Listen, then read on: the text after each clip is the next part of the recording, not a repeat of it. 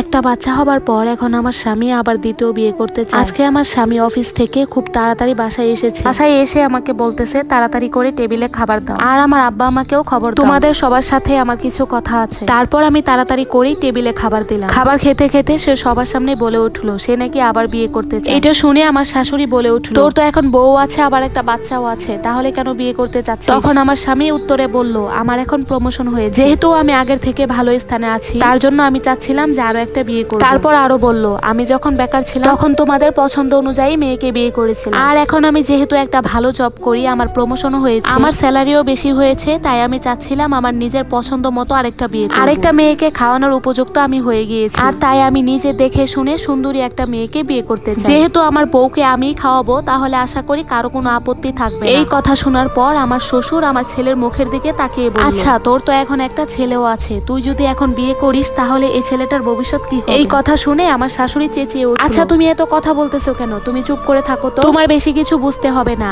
আর আমার ছেলের এখন প্রমোশন হয়েছে, এখনো একটা ভালো সুন্দরী মেয়েকে বিয়ে করবে। তারপর আমার স্বামী বলল, আমার বউ সন্তান যদি এখানে থাকতে চায় তাহলে আমার কোনো আপত্তি নেই, আর ওরা যদি আমার দ্বিতীয় বিয়ে মেনে নিতে না পারে, বাসা থেকেও চলে যায়, তাহলেও আমার কোনো আপত্তি নেই। তাদের মুখে এমন কথা শুনে আমি আমার ছেলেকে নিয়ে রুমে চলে গেলাম। দেখতে দেখতে 2টা দিন পার হয়ে গেল। এর ভিতরে আমি আমার স্বামীর সাথে কোনো রকমের কোনো কথাই বলি। তারপর আমার স্বামী আমাকে ডেকে নিয়ে বলল, তুমি আমার সাথে কথা বলছো না কেন? আমি ভুল কি বলেছি? আমার এখন ভালো একটা জব হয়েছে, প্রমোশনও হয়েছে, সাথে বেতনও বেড়েছে, আমি তো এখন একটা বিয়ে করতেই পারি, আর তোমাকেও তো আমি স্বাধীনতা দিয়ে দিয়েছি, তুমি যেখানে ইচ্ছা সেখানেই থাকতে পারো, তাহলে কেন তুমি চুপ হয়ে আছো? যদি তুমি মনে করো যে তুমি সতীনের সংসার করবে না, তাহলে তুমি চলে যেতে পারো। তখন আমি এক বুক ভরা কষ্ট নিয়ে তাকে বললাম, তোমার যখন শূন্য পকেট ছিল তখন আমি তোমার পাশে ছিলাম, তুমি যেভাবে ইনকাম করে নিয়ে এসেছো আমি ঠিক সেভাবেই চলার চেষ্টা করেছি। আজ পর্যন্ত আমি কখনোই তোমাকে কোনো প্রকার প্রেসার পর্যন্ত দেই, আমি কখনোই তোমাকে বলিনি যে আমার দামি দামি জিনিস লাগবে। আমি সব সময় তোমার অবস্থা বুঝে চলার চেষ্টা করেছি, নামাজের পাটিতে বসে সব সময় দোয়া করতাম তোমার যেন খুব তাড়াতাড়ি প্রমোশন হয়, আর আমরা যেন একটু সচ্ছল ভাবে চলতে পারি। কিন্তু কখনোই এটা ভাবতে পারি যে তুমি এতটাই সচ্ছল হবে তুমি আমাকেই ভুলে যাবে। একটা মানুষ যে টাকা হলে কতটা পরিবর্তন সেটা তোমাকে না দেখলে আমি কখনোই বুঝতাম না। তারপর আমি আমার স্বামীর সাথে কোনো প্রকার তর্কে না জড়িয়ে চলে গেলাম আমার ছেলেকে নিয়ে ঘুমাতে। আমার স্বামীর সাথে টানা 1 সপ্তাহ আমার কোনো কথা হয়নি। এরপর আমার স্বামী এসে আমাকে বলল, তোমাকে আমি 1 সপ্তাহ